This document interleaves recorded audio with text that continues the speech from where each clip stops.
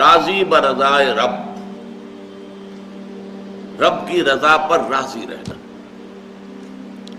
یہ بات کہ جو بھی کچھ ہوا یا ہوگا وہ اذن رب کے بغیر نہ ہوا ہے نہ ہو سکتا ہے. یہ تو ایمان کا منطقی تقاضا ہے. یہاں پتہ تک نہیں ہلتا جب تک کہ اللہ کی اجازت نہ ہو، اذن نہ ہو. تو جو کچھ ہوا اللہ کی اجازت سے ہوا، خواہ اس میں درمیان میں کتنے ہی عوامل آ گئے. کسی نے اٹھا کر آپ کو پتھر مارا، لیکن یہ پتھر آپ کو نہیں لگ سکتا تھا اگر اللہ نہ چاہتا.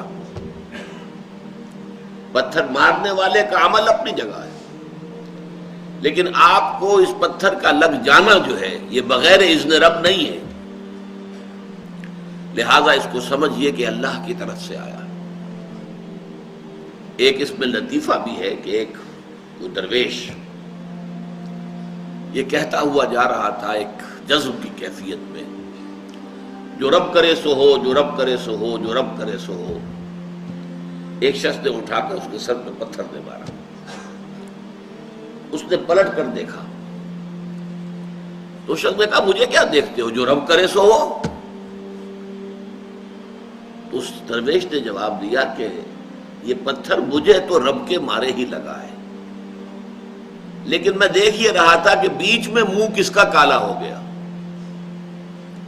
کس نے اپنے لیے جو ہے وہ عذاب اللہ کا کما لیا. ورنہ مجھے بہرحال یہ پتھر لگا ہے تو اس میں اذن رب شامل ہے. اچھا، اب جو شے اذن رب سے ہو رہی ہے، بندہ مومن کا اگر اپنا تعلق اللہ کے ساتھ مخلصانہ ہے، اس میں منافقت نہیں ہے، اس میں ریا نہیں ہے، اس میں دھوکہ نہیں ہے، اس میں فریب نہیں.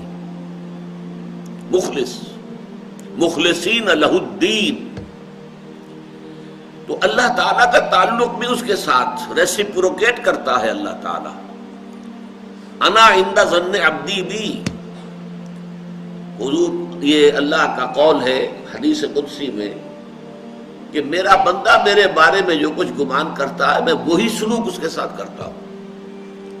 اللہ تعالیٰ بھی مخلص ہے.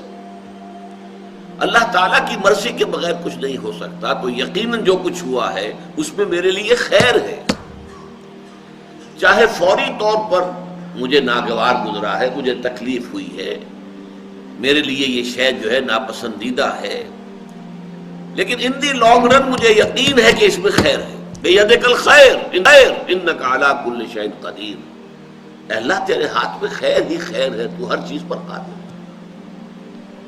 اچھا، جو ہوگا وہ بھی اذن رب کے بغیر نہیں ہوگا. یہی تصور اس کے بارے میں ہونا ضروری ہے.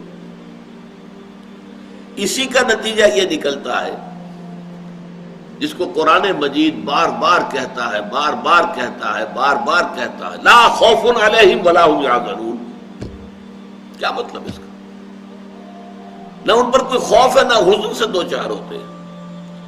عام طور پر یہ سمجھا جاتا ہے کہ یہ آخرت میں ہوگا. آخرت میں تو بتمام و کمال ہوگا، دنیا میں بھی ہوتا ہے.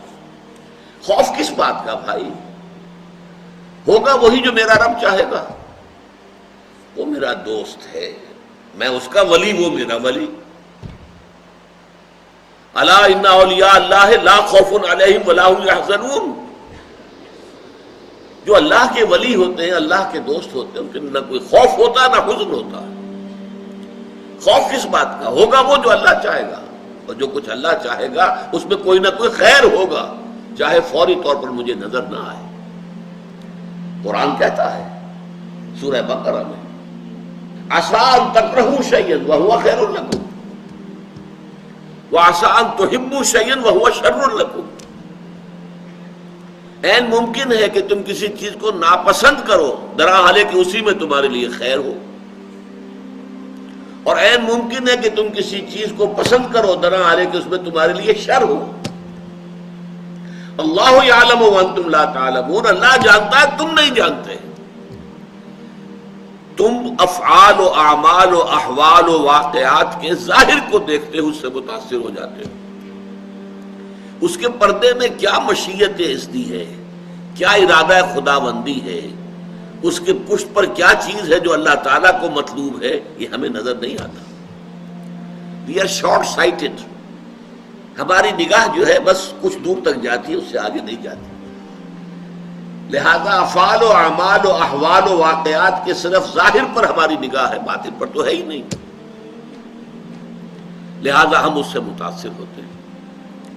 تو در حقیقت ایمان کا حاصل الا ان اولیاء اللہ لا خوف علیہم ولا هم یحزنون. اللہ کے دوستوں پر نہ کوئی حزن ہے نہ خوف ہے، کوئی سوال ہی پیدا نہیں ہوتا.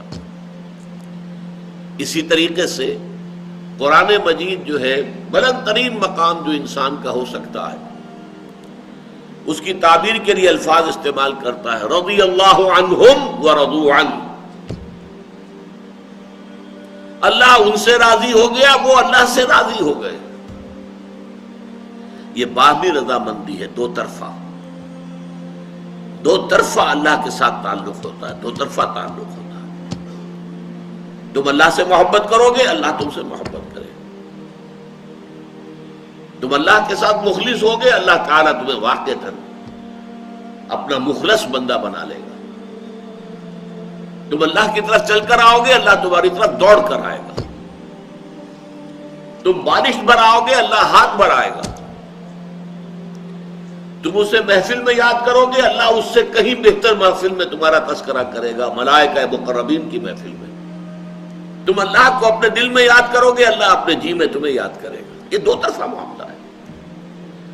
تم اللہ کی مدد کرو گے، اللہ تمہاری مدد کرے گا. ان تنصروا اللہ ینصرکم ویثبت اقدامکم.